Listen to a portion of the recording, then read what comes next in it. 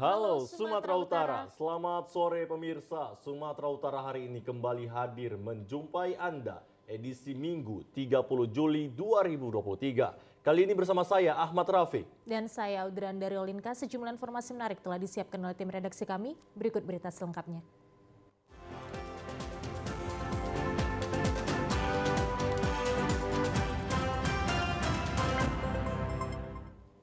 Informasi pertama pemirsa, akibat karhutla diperkirakan seluas sekitar 20 hektar lahannya ditumbuhi semak dan kayu putih di hutan perbukitan Dolok Panggulangan, Desa Tongging, Kabupaten Karo.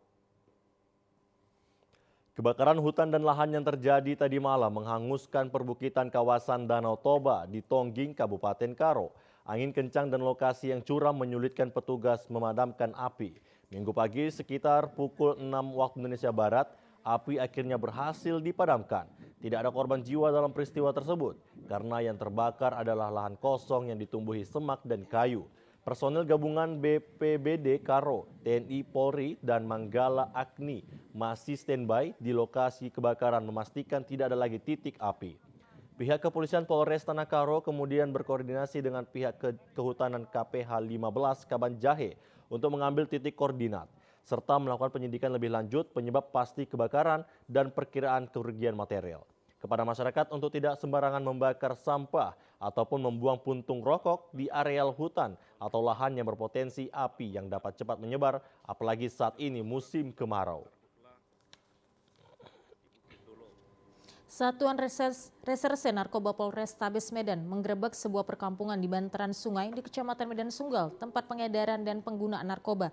Dalam penggerebekan, sejumlah pelaku mencoba melarikan diri dengan terjun ke sungai. Sejumlah pengguna dan pengedar narkoba di kawasan bantaran sungai, Gang Pantai, Kecamatan Medan Sunggal berlarian dan kabur ketika petugas Satres Narkoba Polrestabes Medan menggerebek kawasan yang selama ini menjadi basis peredaran narkotika. Setiba di lokasi, sejumlah tembakan peringatan ke udara pun terpaksa dilepaskan petugas saat sejumlah pelaku yang mencoba kabur terjun ke sungai ketika mengetahui kedatangan petugas. Dalam penggerebekan ini, petugas berhasil mengamankan 4 pelaku, yakni 2 orang dinyatakan sebagai bandar dan 2 orang lainnya merupakan pengguna yang kedapatan tengah asik menghisap narkotika jenis sabu. Kasat Narkoba Polrestabes Medan, AKBP John Rakuta Sitepu menyebutkan, selain menyita narkotika jenis sabu-sabu dan ganja, pihaknya juga menyita 2 mesin judi jackpot yang ditemukan petugas tidak jauh dari lokasi penggerebekan. Kita dari Polrestabes Medan baru saja melakukan kegiatan penindakan terhadap peredaran gelap narkotika yang kita sebut gerebek kampung narkoba.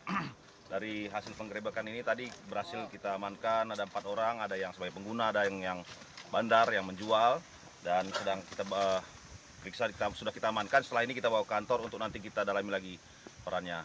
Program ini akan terus kita lakukan, mengingat banyaknya pengaduan dari masyarakat dan juga memang banyaknya informasi yang masuk ke kami. Petugas menyebut penggerebekan basis narkoba di berbagai wilayah Kota Medan akan dilakukan secara rutin guna meminimalisir peredaran barang haram ini. Polisi kini juga tengah memburu bandar yang selama ini kerap memasok narkoba ke lokasi tersebut. Sementara itu pemirsa, puluhan warga desa Bukit Mengkirai mendatangi lokasi galian C yang berada di Desa Puluh Telang, Kecamatan Padang Tualang, Kabupaten Langkat kemarin siang. Buntut panjang maraknya pengerukan tanah untuk menimbun jalan tol Stabat menuju Kabupaten Langsa yang dilakukan oleh para pengusaha dan vendor HKI ternyata membuat warga kesal dan marah. Kemarahan masyarakat ini disebabkan oleh pengerukan tanah yang dilakukan perusahaan AP3 telah melewati tapal batas bahkan hingga ke lahan pertanian dan perkebunan warga. Akibat pengerukan tanah ini, lahan sawit milik warga desa Bukit Mengkirai, Kecamatan Gebang, rusak dan abrasi karena setiap hari dikeruk. Kondisi ini tentunya membuat warga kesal dan langsung mendatangi lokasi galian yang berada di Desa Puluh Telang, Kecamatan Padang Tualang. Namun sayangnya saat tiba di lokasi, puluhan warga langsung disambut sejumlah preman dan petugas galian dengan cara menghadang warga sehingga kericuhan tidak bisa dihindari. Aksi saling dorong dan adu mulut tidak bisa dihindari antara warga dan petugas yang bekerja di seputaran lokasi galian. Alat berat ekskavator dan hilir mudik truk pengangkut bahan material terpaksa harus dihentikan karena puluhan warga tidak akan mengizinkan aktivitas sebelum mengganti rugi lahan yang sudah rusak akibat pengerukan. Darlan Sihite, warga mengatakan lokasi galian C yang dikelola oleh PT Anugrah Putra Prakasa diduga telah melakukan penggalian tanah melewati batas lahan sawit milik warga, sehingga mengakibatkan pohon sawit yang baru ditanam dan yang sudah produktif tumbang akibat abrasi lahan. Sebenarnya sebagai warga tentang galian ini yang terdampak terjadi longsor tanah dan merusak tanaman warga di lahan kami. Dan ini pas peringgan punya lase pas batas. Ini bakaran longsor tak berapa bulan minggu kemudian kalau datang hujan. Karena ini pas patal batas diambilnya. Nah, saya menilai ini proyek galian ini nggak bertanggung jawab tentang kronologi ini. Kemarin kita udah koordinasi sama pihak 3, entah mandor mereka, nggak ada tanggapan. Udah koordinasi kita, nggak ada direspon mereka. Pihak perusahaan tidak mau bertanggung jawab atas kerusakan lahan sawit yang merupakan sumber mata pencarian, maka warga akan menyetop hilir mudik kendaraan material menuju lokasi pembangunan jalan tol. Laka tunggal kembali terjadi di Kota Tebing Tinggi. Sebuah truk kol diesel bermuatan inti sawit menabrak 2 toko dan 1 unit sepeda motor yang terparkir di depan toko di Jalan Yosudarso, Kecamatan Rambutan, Kota Tebing Tinggi. Kejadian bermula saat truk bermuatan inti sawit yang dikemudikan Haryanto melaju dari Kisaran menuju Medan. Diduga sopir truk mengantuk saat mengemudi sehingga truk menghilang kendali dan langsung menabrak 2 toko dan 1 sepeda motor yang terparkir di depan toko. Akibatnya truk mengalami rusak berat dan tidak bisa difungsikan. Sedangkan 2 toko mengalami rusak parah beserta 1 unit sepeda motor yang terjepit di bagian depan truk. Dalam peristiwa tersebut tidak ada korban jiwa. Menurut keterangan pemilik rumah, Avandi, pagi itu dirinya terkejut mendengar suara benturan. Setelah dilihat keluar, tokonya sudah berantakan akibat ditabrak truk.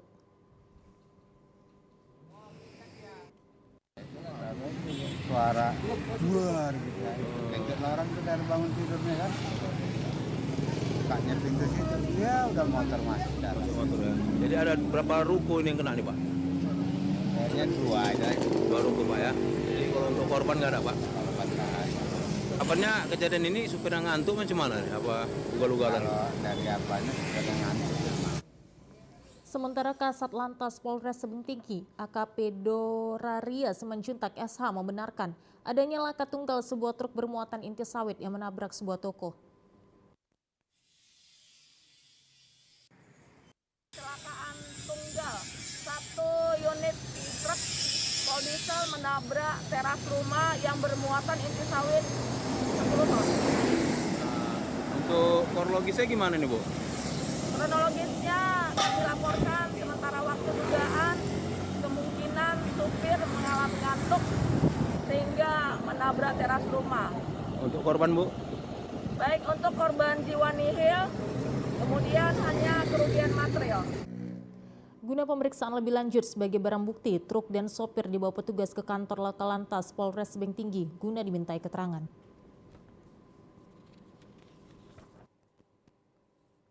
Dua ekor sapi milik warga di Kecamatan Kota Nopan, Mandailing, Natal mati diterkam hewan buas. Warga 8 desa saat ini takut beraktivitas di kebun. Forum Komunikasi Pimpinan Kecamatan Kota Nopan Forkopimcam bersama Balai Konservasi Sumber Daya Alam BKSDA dan Taman Nasional Batang Gadis TNBK Mandailing Natal melakukan observasi kematian 2 ekor sapi milik Somat warga desa Gunung Tua, Muara Soro. Tim yang tiba di lokasi menemukan sapi tergeletak berhamburan darah akibat gigitan dan cakaran hewan buas. Di lokasi kedua, tim juga menemukan badan sapi yang tinggal separuh, diduga habis dimangsa harimau Sumatera. Selain menemukan 2 ekor sapi yang mati, petugas juga menemukan jejak hewan buas mirip dengan kaki harimau Sumatera di kebun wilayah Aiksi Batu. Penemuan bangkai 2 ekor sapi dan jejak harimau Sumatera tersebut hanya 2 km dari pemukiman warga. Akibat kejadian ini, warga 8 desa di Kecamatan Kota Nopan takut beraktivitas ke kebun dan sawah. Sebelumnya penemuan jejak harimau Sumatera sudah terjadi beberapa kali bersamaan dengan warga yang beraktivitas ke ladang dan ke sawah. Lembu yang semalam yang 2 yang di apa udah dipindahkan harimau lagi kan. Jadi udah dimakan separuh Pak. tadi makan separuh. Jadi keinginan warga harus dievakuasi secepatnya Pak. Di Gari yang lewat juga ada di apa di Garing Bain itu cuma tinggal foto-foto jejak aja. Ini pun kita udah 2 hari sini, semalam sama hari ini foto jejak aja. Jadi keinginan masyarakat sudah sama-sama resah Pak. Masyarakat setahu kita Pak, Tomang Busta, Garing Bain, Manambin, sama Marasoro ini nggak ada yang ke aktivitas sehari-hari Pak. Sudah pada ketakutan Pak. Warga di 8 desa di Kecamatan Kota Nopan berharap agar BKSDA atau TNBG segera mengambil tindakan untuk menghalau atau menangkap hewan buas tersebut agar masyarakat yang kesehariannya mencari nafkah ke hutan bisa beraktivitas seperti biasa. Akibat langka mendapatkan tabung gas melon ukuran 3 kg, sebagian pedagang kecil di pinggir jalan Kota Panyebungan terpaksa tutup. Lapak para pedagang kecil di Kota Panyebungan, Kabupaten Mandaling Natal tutup akibat susahnya mencari gas LPG 3 kg di pasaran sejak beberapa minggu terakhir ini. Terlihat pelaku usaha kecil mulai dari penjual sate, rumah makan, hingga pedagang gorengan sampai warung kopi mengeluh karena tidak kebagian gas subsidi tersebut. Padahal tabung gas melon ini sudah menjadi tumpuan mereka dalam berusaha. Sebagian para pedagang tetap berjualan karena kebagian jatah. Ada juga pedagang yang tetap berjualan seperti biasa dengan menggunakan kayu bakar. Untuk mendapatkan gas LPG, para pedagang mengaku sudah mencari gas LPG ukuran 3 kilo ke sejumlah pangkalan dan pengecer, serta berkeliling mencari gas melon ke sejumlah pangkalan, bahkan keluar daerah kecamatan. Namun gas tersebut tidak tersedia di sejumlah pangkalan dan pengecer. Sebelumnya kelangkaan ini terjadi di tingkat pengecer dan pangkalan karena adanya pengurangan jatah dari distributor. Kenapa itu Bang? Tapi langka gas kita bang. Oh, karena langka Bang ya? Nantilah kalau bang, kalau ada gas lagi. Baru jualan lagi lagi. kita makan. Oh, ini udah kemana nyari gas ini Bang? Udah keliling-keliling bang sekitar kota ini. Nggak ada. Oh, nggak ada Bang ya? Jadi sangat berdampak Bang ya? Sangat berdampak sekali. Jadi mau berapa hari kira-kira ini Bang gasnya baru dapat? Itu nggak tahu itu bang. Berarti saat ini masih nyari gas ini Bang Saat ya? ini masih mencari. Oh iya Bang. Kepala Dinas Perindustrian dan Perdagangan Mandaling Natal, Parlin Lubis mengatakan kelangkaan gas LPG 3 kg di sejumlah pangkalan akibat jatah yang seharusnya diberikan 1 per kartu tanda penduduk, namun diberikan lebih dari jatah yang semestinya. Diharapkan para pangkalan dan pengecer agar selalu konsisten dan jangan memberikan kepada masyarakat lebih dari 1 tabung, supaya semua masyarakat pengguna tabung gas kebagian. Pemirsa, informasi menarik dan aktual lainnya akan kami hadirkan untuk Anda sesaat lagi. Tetaplah bersama kami di Sumatera Utara hari ini.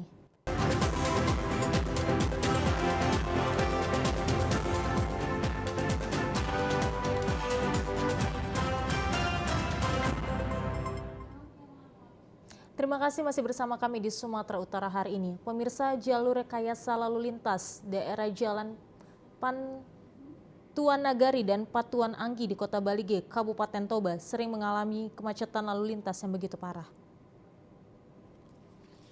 Pantauan di lapangan, para pedagang masih banyak menggunakan badan jalan dan para kendaraan bermotor seperti becak dan angkutan umum dengan parkir sembarangan di badan jalan dan tidak tertata dengan tertib. Staf Dinas Perhubungan Kabupaten Toba, Pangihutan Sinaga mengatakan, jalur rekayasa lalu lintas tersebut satu-satunya akses jalan menuju Kota Balige setiap hari yang sangat ramai dilintasi oleh kendaraan baik roda 2 dan 4. Pangihutan mengakui selama ini di daerah rekayasa lalu lintas tersebut pada hari Jumat atau pekannya sering terjadi kemacetan lalu lintas. Hal ini disebabkan tingkat mobilitas masyarakat yang melintas begitu tinggi seperti becak motor. Selama ini pihak Dinas Perhubungan Kabupaten Toba menghimbau agar masyarakat disiplin berkendaraan. Pangihutan berharap masyarakat dengan kesadarannya dapat mematuhi aturan yang berlaku agar dapat membantu para petugas di lapangan dalam melakukan penertiban.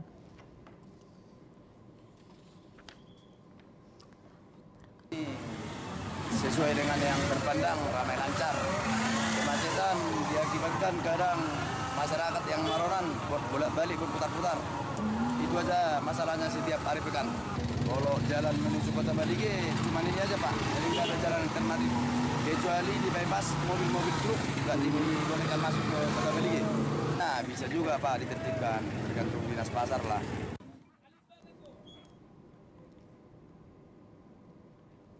Sebagai sekolah penggerak, salah satu persyaratannya adalah guru sekolah penggerak harus bebas dari penggunaan narkotika, psikotropika, dan zat adiktif nafza.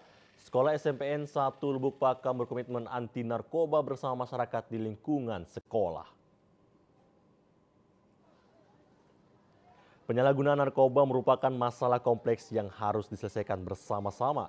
Banyak faktor yang menjadi pemicu munculnya permasalahan tersebut, diantaranya permasalahan ekonomi, pendidikan, dan sosial. Sekolah Menengah Pertama Negeri SMP Negeri 1 Lubuk Pakam, Kabupaten Deli Serdang berkomitmen anti narkoba dengan dukungan seluruh lapisan masyarakat bersama-sama melakukan pencegahan penyalahgunaan narkoba di lingkungan pendidikan atau sekolah. Dalam kegiatan ini diadakan penggalangan tanda tangan komitmen bersama pencegahan narkoba di lingkungan sekolah, guru, dan orang tua siswa. Menurut Kepala Sekolah SMP Negeri 1 Lubuk Pakam, Elpian Lubis mengatakan, sebagai sekolah penggerak, setiap hari Sabtu sekolah ini mengadakan kegiatan ekstrakurikuler yang diawali dengan jalan sehat. Dalam aksi jalan sehat tersebut, sejumlah siswa membawa spanduk bertuliskan komitmen anti narkoba. Sebagai bentuk dukungan masyarakat terhadap sekolah yang anti narkoba, setelah kembali bersekolah, seluruh siswa melakukan kegiatan ekstrakurikuler seperti menari, baris berbaris, pramuka, bermain bola, dan kegiatan lainnya. Seperti program kita merupakan satuan pendidikan sekolah penggerak, di mana ada kegiatan-kegiatan ekstrakurikuler yang kita kondisikan setiap hari Sabtu. Jadi hari Sabtu itu merupakan kegiatan ekstra, keunggulan peserta didik. Kita tampilkan di hari Sabtu berupa ada ekskul seni, ada ekskul olahraga, ada ekskul OSN, dan ekskul yang lain. Sehingga setiap hari Sabtu kita ramai, kegiatan belajar mengajar di kelas kita tiadakan, semuanya kita pusatkan di lapangan. Ya, tadi kita lihat sama-sama bahwa semua guru, orang tua, peserta didik, dan masyarakat sama-sama membubuhkan tanda tangan di dalam suatu spanduk menunjukkan dukungan kepada pemerintah untuk melakukan kegiatan pencegahan penyalahgunaan daripada pengedaran gelap narkoba. Kepala sekolah menghimbau agar semua lapisan masyarakat berkomitmen dalam menanggulangi penyalahgunaan dan peredaran gelap narkoba secara bersama-sama. Dan kegiatan ini ditutup dengan pendandatanganan seluruh guru serta pegawai untuk berkomitmen penanganan nafza di sekolah. Atas kepedulian mengembangkan olahraga karate, Kapolres Toba AKBP Taufik Hidayat Tayyep terima sabuk hitam dan 2 karatedo serta dikukuhkan sebagai Ketua Umum Pengcap Perguruan Karate Kala Hitam Kabupaten Toba. Para karateka dari perguruan Kala Hitam melakukan atraksi bela diri karate full body contact yang diperagakan langsung di depan para hadirin. Penyematan sabuk hitam dan 2 karatedo tersebut dilaksanakan di Aula Mapolres Toba yang diserahkan langsung oleh Ketua Umum PB Perguruan Karate Kala Hitam Indonesia bersama Dewan Guru. Hal tersebut sebagai bentuk penghargaan atas kepedulian Kapolres Toba untuk membesarkan perguruan karate Kala Hitam, khususnya di Kabupaten Toba, sekaligus membuka dojo atau tempat latihan di Mapolres Toba.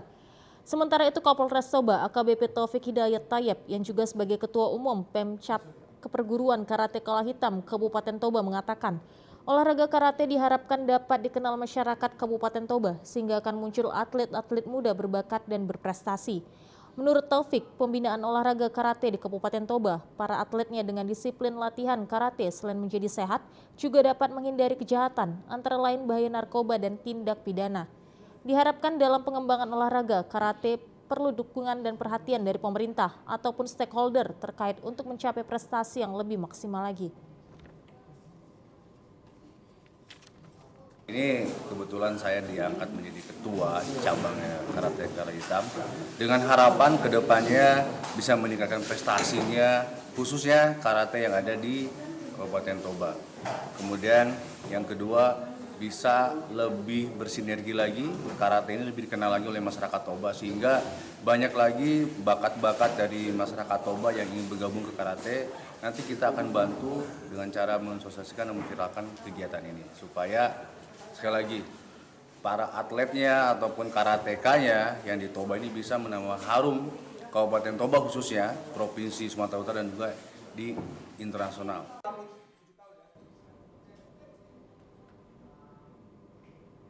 Tim pemantau bakat Persatuan Sepak Bola Seluruh Indonesia (PSSI) menggelar seleksi tim nasional Indonesia usia 17 tahun di Kota Medan. Sebanyak 300 peserta, namun hanya 214 peserta yang dinyatakan ikut seleksi tim nasional sepak bola usia 17 tahun ini yang digelar oleh tim pemantau bakat PSSI di Stadion Teladan Medan. Seleksi ini digelar guna persiapan dan pematangan keikutsertaan Indonesia dalam ajang Piala Dunia U17 yang akan digelar pada bulan November mendatang. Indonesia menjadi tuan rumah dalam ajang sepak bola tingkat remaja. PSSI menargetkan sepak bola Indonesia dapat mengukir prestasi dalam ajang ini. Kota Medan menjadi kota ketiga sebagai tempat pelaksanaan seleksi setelah sebelumnya telah digelar di Samarinda, Solo, dan Bandung. Anggota EXO PSSI Arya Sinulinga menyebut dengan digelarnya seleksi timnas U17 ini di Kota Medan dapat membuka harapan agar putra daerah Sumatera Utara nantinya ada yang dapat bermain membela timnas Indonesia.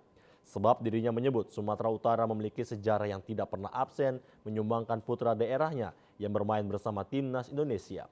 Namun prestasi ini kian merosot dalam beberapa tahun terakhir. Udah rangkaian di beberapa minggu ini, minggu lalu misalnya ada di Solo, ada di Samarinda, ya. Sebelumnya ada di Bandung, ada semua, ya. Hari ini ada di Medan, ada di apalagi Indonesia yang lain, ada 17 wilayah. Ini kita harapkan kita akan menemukan anak-anak muda Indonesia yang usianya U17, ya, U17 yang nanti bisa mereka masuk ke seleksi di nasional. Memang berat, seperti saya katakan tadi bahwa ini berat karena apa? Di samping 12 wilayah, kemudian nanti mereka juga tarung sama yang udah seleksi Garuda Select. Itu Garuda Select kan udah seleksi juga semua wilayah. Kemudian dari diaspora, kemudian dari yang sudah ada 4 bulan. 214 peserta yang mengikuti seleksi ini dengan rincian 3 peserta berasal dari Kepulauan Riau, 18 peserta berasal dari Aceh, dan 193 peserta yang berasal dari Sumatera Utara. Nantinya para peserta yang lolos seleksi di daerah ini akan mengikuti seleksi tingkat nasional dan di Jakarta sebelum kemudian dinyatakan resmi bergabung dengan Timnas Indonesia U17 untuk Piala Dunia. Pemirsa, kami akan segera kembali dengan sejumlah informasi lainnya. Tetaplah bersama kami di Sumatera Utara hari ini.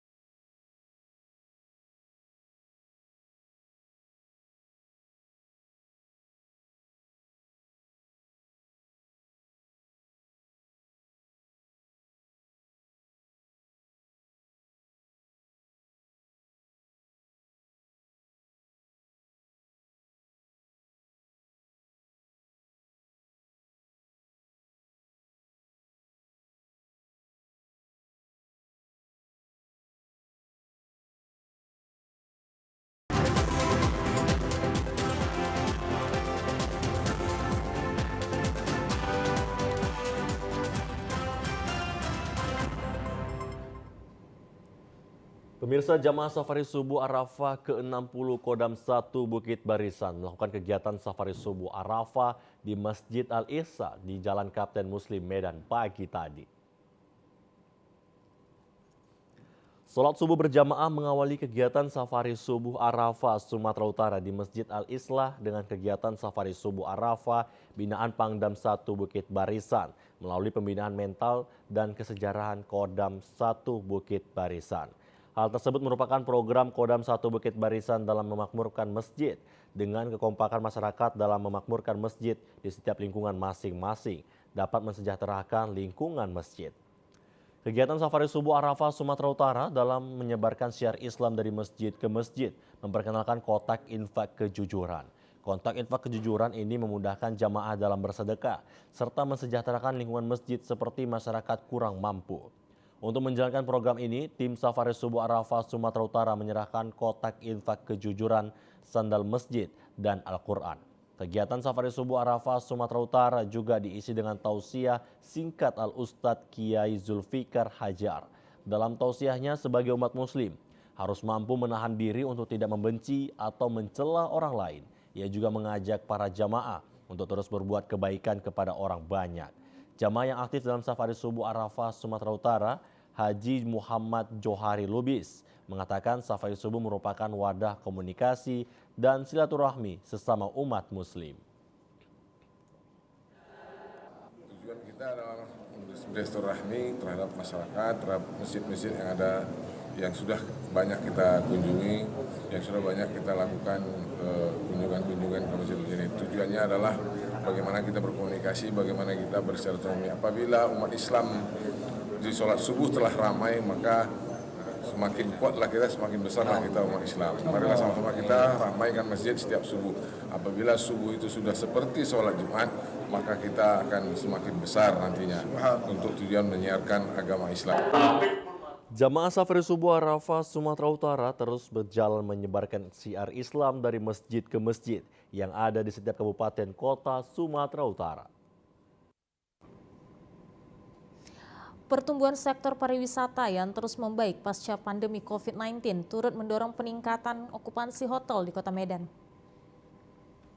General Manager Hotel Grandika Setiabudi Medan, Erwin Nuryadin, mengatakan terjadi peningkatan okupansi rate sebesar rata-rata 5-7% dibandingkan dengan okupansi tahun 2022 yang sebesar 71%.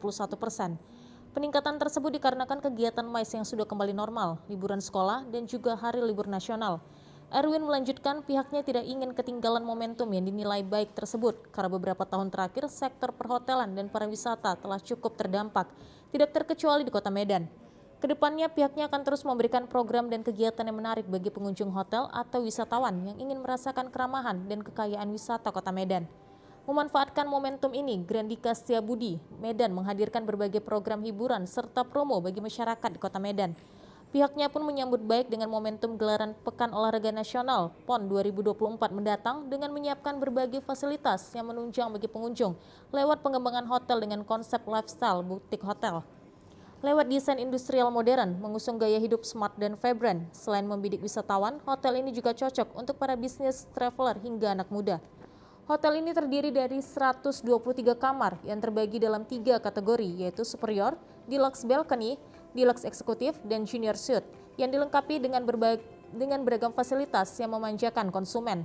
Salah satu keunggulan hotel ini yaitu letaknya yang strategis di tengah Kota Medan dan akan mengakomodasi potensi kenaikan pengunjung seiring mobilitas masyarakat yang semakin meningkat serta semakin sehatnya sektor pariwisata dan leisure di Kota Medan.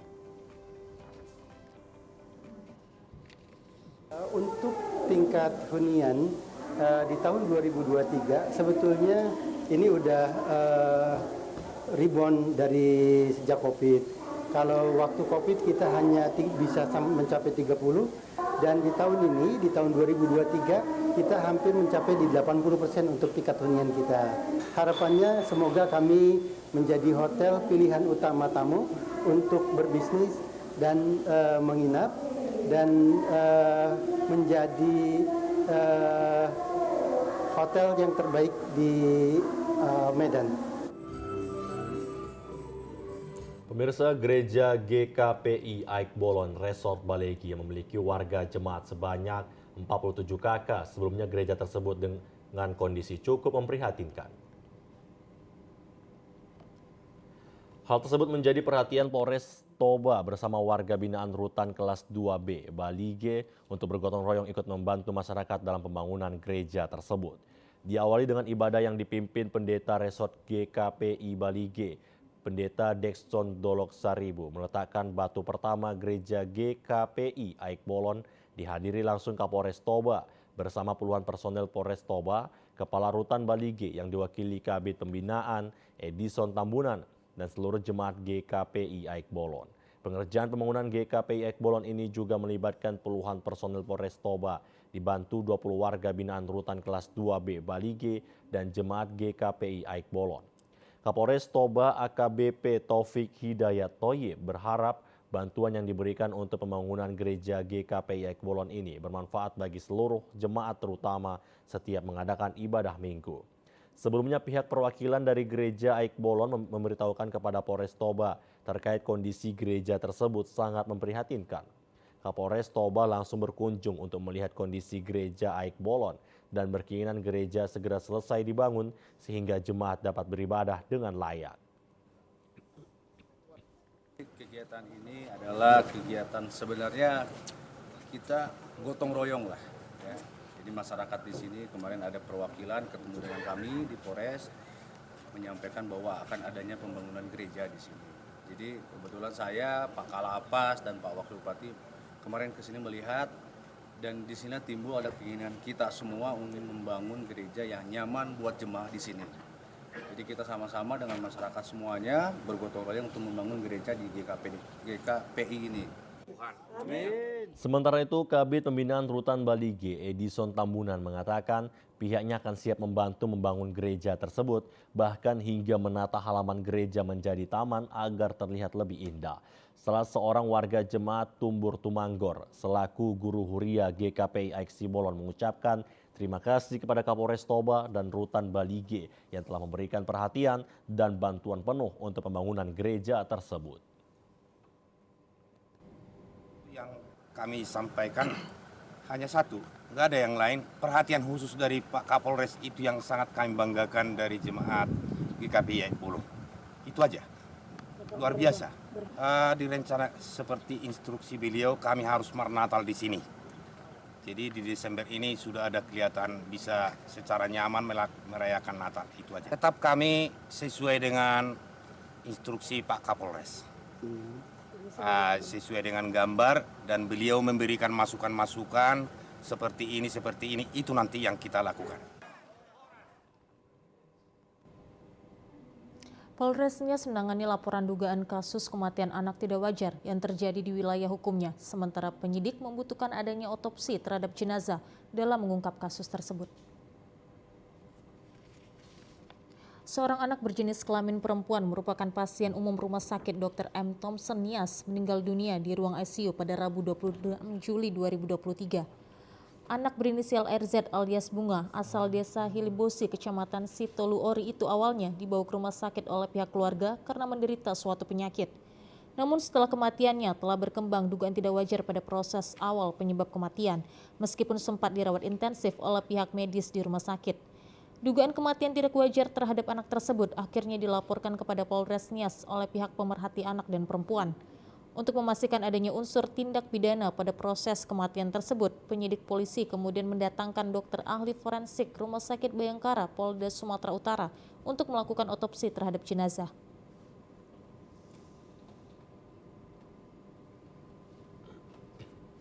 Kurang lebih selama 6 jam telah bekerja keras melakukan kegiatan autopsi mayat terhadap korban inisial RZ. Kegiatan otopsi ini dilakukan berdasarkan permintaan dari penyidik Polres Nias, dan rangkaian penyidikan rangkaian otopsi yang dilakukan oleh dokter forensik kita baru saja selesai. Namun hasilnya baru bisa kita dapatkan paling cepat nanti itu 1 minggu ke depan, karena masih banyak sampel dan juga pendapat-pendapat ahli yang dibutuhkan oleh ahli dokter forensik kita untuk mengungkap apa sih sebenarnya penyebab kematian daripada korban RZ. Mungkin itu. Meskipun penyelidikan kasus tersebut masih terus berlangsung, kepolisian akhirnya mengembalikan jenazah dan dibawa pulang untuk dikebumikan. Sejauh ini pihak Polres Nias belum berkesimpulan mengenai hasil otopsi jenazah yang dilaksanakan pada Sabtu kemarin. Namun petugas penyidik terus menghimpun data dan keterangan terkait penanganan kasus itu agar dapat diungkap secara hukum yang berlaku. Ratusan warga menghakimi pelaku yang diduga begal di jalan lintas Sumatera di Kabupaten Deli Serdang. Dan pihak kepolisian setelah melakukan penyelidikan, pelaku ternyata bukan begal. Inilah suasana di lokasi kejadian yang berada di Pasar 7, Desa Wonosari, Kecamatan Tanjung Merawa, Kabupaten Deli Serdang. Terlihat ratusan warga menghakimi seorang pria yang diduga begal. Tidak diketahui awal pemukulan, namun yang pasti korban pemilik kendaraan juga sudah berteriak kepada massa bahwa yang dipukuli itu bukan begal. 3 orang Babin Kamtibmas dari Polsek Tanjung Merawa bersama personel Babinsa berupaya menyelamatkan yang diduga pelaku begal. Kapolsek Tanjung Merawa AKP Firdaus Kemit mengatakan kejadian bermula saat salah satu karyawan pabrik melintas di lokasi kejadian dan kemudian di-stop oleh pelaku dengan membentangkan tangan. Kemudian korban terkejut hingga terjatuh dari sepeda motor. Hal tersebut memancing kerumunan massa yang mengira pelaku tersebut adalah begal. Maksud kami, mengira pelaku tersebut adalah begal. Selanjutnya korban terlihat hendak kabur. Kemudian pria tersebut dihakimi ratusan massa hingga babak belur. Kepolisian Resort Kota Deli Serdang, khususnya Polsek Tanjung Merawa, menghimbau kepada masyarakat tetap beraktivitas seperti biasa dalam berkegiatan, karena kami sesuai dengan perintah dari Bapak Kapolresta tetap melaksanakan patroli baik pagi hari, siang hari, dan malam hari untuk mengantisipasi kejadian-kejadian yang tidak diinginkan di wilayah hukum Polsek Tanjung Merawa. Saya harap warga tetap berpikir positif, harus mencerna kegiatan apa yang terjadi di lapangan, dan jangan main hakim sendiri. Silahkan kalau memang ada kejadian yang patut dicurigai tindak pidana, diamankan dan segera menghubungi personil Polsek Tanjung Merawa. Setelah pelaku diselamatkan dari amukan massa ke Polsek Tanjung Merawa, selanjutnya pelaku dibawa berobat ke rumah sakit swasta dan saat ini diduga pelaku sudah mulai sehat. Pemirsa, berikut informasi perakiraan cuaca di sejumlah daerah di Sumatera Utara dari Badan Meteorologi, Klimatologi, dan Geofisika Wilayah 1 Medan berlaku pada hari Senin 31 Juli 2023. Assalamualaikum warahmatullahi wabarakatuh. Halo Sobat BMKG, bersama saya Devri Mandoza, Prakirawan BMKG Wilayah 1 Medan, akan menyampaikan info perakiraan cuaca untuk wilayah Sumatera Utara Senin 31 Juli 2023. Pada pagi hari, kondisi cuaca berawan di wilayah Sumatera Utara. Pada siang dan sore hari, kondisi cuaca cerah berawan dan berpotensi terjadi hujan ringan di sebagian besar wilayah Sumatera Utara. Pada malam hari, berpotensi terjadi hujan ringan di sebagian besar wilayah Sumatera Utara, dan pada dini hari, kondisi cuaca berawan di seluruh wilayah Sumatera Utara.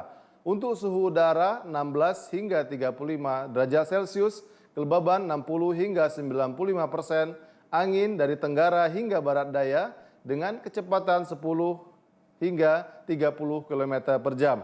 Untuk titik panas atau hotspot di Sumatera Utara, pada tanggal 29 Juli 2023 terdapat 23 titik panas.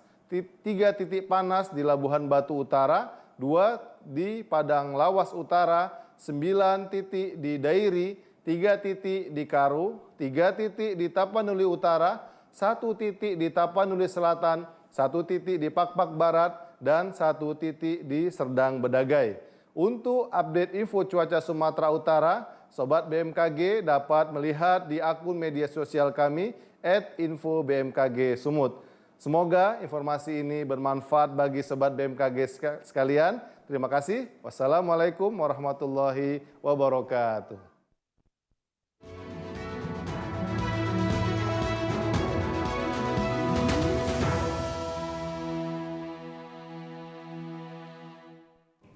KPUD Kabupaten Labuhan Batu Utara verifikasi 40 berkas pengajuan bakal calon anggota DPRD Kabupaten yang tidak diperbaiki oleh partai politik. Pasca penyerahan berkas hasil verifikasi sementara oleh KPUD kepada partai politik pada 9 Juli 2023 lalu, namun terhitung tanggal 10 Juli 2023 sampai semalam sore dari 470 berkas perbaikan pengusulan balon anggota DPRD Kabupaten, sebanyak 40 berkas belum mendapat perbaikan dari partai politik. Ke-40 berkas tersebut KPUD Labuhan Batu Utara melakukan verifikasi dokumen persyaratan balon Salah satunya seperti verifikasi keabsahan ijazah dengan cara mendatangi ke sekolah dan instansi terkait. Koordinator Divisi Teknis KPUD Labuhan Batu Utara, Adi Susanto menjelaskan, verifikasi perbaikan dokumen pengusulan balon anggota DPRD diusul parpol sedang berlangsung, mulai 10 Juli sampai 6 Agustus 2023 mendatang. KPUD hanya memverifikasi dokumen persyaratan balon yang keabsahannya diragukan. Administrasi perbaikan itu berlangsung sampai dengan tanggal 6 Agustus pada hari Minggu tahun 2023. Itu dimulai dari tanggal 10 Juli yang lalu, ya kan, sampai nanti berakhir tanggal 16 Agustus. Tentu dalam melakukan verifikasi ini kami akan mengidentifikasi mana berkas-berkas yang dari bakal calon yang kita anggap masih diragukan, sehingga kita nanti akan berkoordinasi dengan lembaga-lembaga terkait tempat administrasi itu atau surat itu terbit. Karena ini adalah tahapan verifikasi perbaikan, tentu di tahapan verifikasi awal yang lalu ada pastinya berkas ijazah yang sudah kita verifikasi. Dan untuk pada tahapan ini di perbaikan ada sekitar 40 ijazah yang harus kita verifikasi. Tapi tidak semua kita kunjungi sekolahnya, karena dari ijazah yang disampaikan ke kita lewat silon, ada yang kita lihat itu punya keyakinan itu adalah ijazah yang benar. KPUD Labuhan Batu Utara menghimbau kepada parpol dan peserta untuk segera melengkapi dokumen persyaratan pengajuan balon anggota DPRD sampai batas waktu verifikasi perbaikan. Maka KPUD hanya memeriksa dokumen awal. Jajaran Bawaslu di seluruh daerah turut mendorong warga pemilih segera melengkapi dokumen administrasi kependudukan berupa IKTP jelang pemungutan suara pemilihan umum tahun 2024. Badan Pengawas Pemilihan Umum selain fokus menyelenggarakan tugas pokok dan fungsinya mengawasi seluruh rangkaian tahapan pemilu, juga melibatkan diri secara kelembagaan menyampaikan seruan kepada masyarakat mendukung peningkatan partisipasi pemilih pada pemilu mendatang. Termasuk pendidikan politik yang baik dan benar di tengah masyarakat, turut didorong pelaksanaannya agar lebih maksimal menjangkau sasaran pemilih sebagaimana dalam daftar pemilih tetap. Khusus di Kabupaten Nias Utara, Bawaslu setempat terus bersinergi dengan Komisi Pemilihan Umum dan instansi terkait untuk urusan dokumen kependudukan pemilih berupa kartu tanda penduduk elektronik supaya segera dilengkapi hingga hari pemungutan suara pemilu nanti. Bila saat ini terdapat 3.000 jiwa lebih pemilih potensial di Nias Utara yang masih belum memiliki IKTP dapat berpotensi menghambat pelaksanaan pemungutan suara, serta yang bersangkutan mengalami kesulitan untuk mengantarkan hak pilihnya bila sedang dalam perjalanan. Supaya semua pihak, terutama yang sudah memenuhi syarat sebagai pemilih, kita harapkan untuk mau untuk mengurus KTP elektroniknya, karena ini juga sebagai bagian syarat daripada syarat untuk memilih ke depan. Saya pikir KPU-nya juga sudah tahu regulasi ini. Kita tidak harus menyampaikan lagi secara langsung karena kan regulasinya sudah ada. Yang kita harapkan adalah kemauan dari setiap pihak kepada dinas terkait juga untuk dapat membuka akses sebaik-baiknya supaya masyarakat kita di Kabupaten Nias Utara dapat segera memiliki KTP elektronik. Seruan penyelenggara pemilihan umum baik KPU maupun Bawaslu mengenai upaya peningkatan partisipasi pemilih berbasis IKTP, pihak Dinas Kependudukan dan Pencatatan Sipil di daerah itu selalu membuka layanan publik urusan kependudukan, termasuk perekaman kartu tanda penduduk secara elektronik.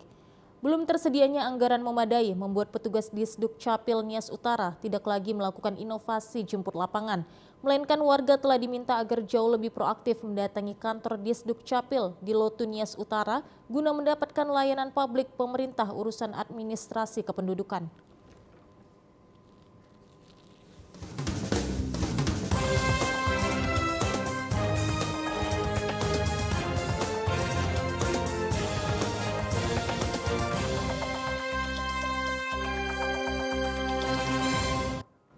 Pemirsa, kita awali informasi pertama lintas Andalas dari Provinsi Lampung. Akibat remblong truk Fuso menghantam 2 unit kendaraan minibus dan belasan sepeda motor Di Jalan Lintas Timur Pasar Bakauheni, Lampung Selatan, 1 orang mengalami luka-luka.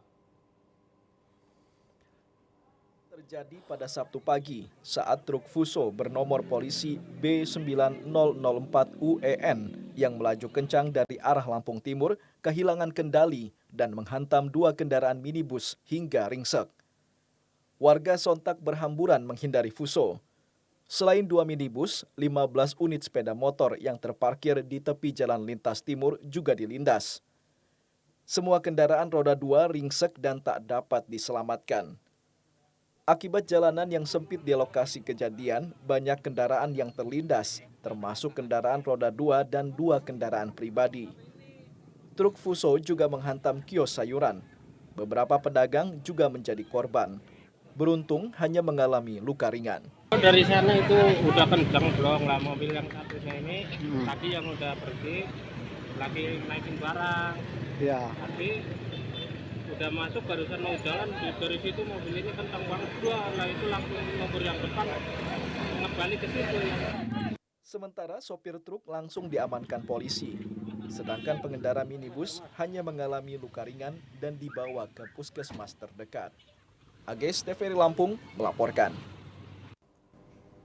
Untuk mensukseskan program pemerintah pusat dalam penanganan stunting, Puskesmas Waimili, Kecamatan Gunung Pelindung, Lampung Timur, melaksanakan berbagai program pemenuhan asupan gizi bagi ibu hamil dan balita. Berbagai program untuk memenuhi asupan gizi bagi ibu hamil dan balita dalam menyukseskan program pemerintah pusat untuk penanganan stunting, diantaranya memberikan PMT pencegahan yang diberikan pada balita yang mengikuti posyandu, PMT pemulihan kepada balita yang menderita stunting, serta PMT bagi ibu hamil. Guna mengetahui secara pasti penyebab balita menderita stunting ataupun yang melatar belakangi kurang energi kronis pada ibu hamil, pihak puskesmas juga melakukan kunjungan dari rumah ke rumah. Pihak puskesmas juga melakukan inovasi dengan membuat pojok gizi atau sekolah gizi, baik itu bagi balita serta ibu hamil. Untuk menyadarkan masyarakat akan pentingnya menerapkan pola hidup sehat dalam kehidupan sehari-hari, pihak puskesmas bekerja sama dengan pemerintah desa dan kecamatan melakukan sosialisasi kepada masyarakat. Macam upaya baik untuk pencegahan maupun untuk penanganan stunting.